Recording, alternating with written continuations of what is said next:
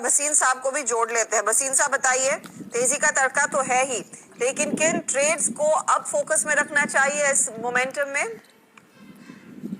तो देखिए अर्चिता, 2 दिन में क्या मौका आया। आपको याद है ना, मैंने तारीख दी थी 15 मार्च, मुझे लगता है वो शायद पहले ही आ जाए। जी हाँ। तो 15,400 आपको याद है ना, जब मैंने कहा था कि we will be back above 15,200 400 in the next 10 days, this is the time to do your SIP. So I continue to be optimistic on the market and it is going to be stock specific.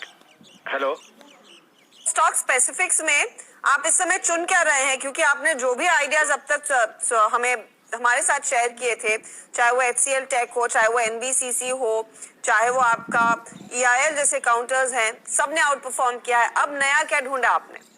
नहीं अर्चिता, आप Indigo भी आपको 1640 पे कहा था, वो 1725 का target है, 1750 बिक गया आज वो।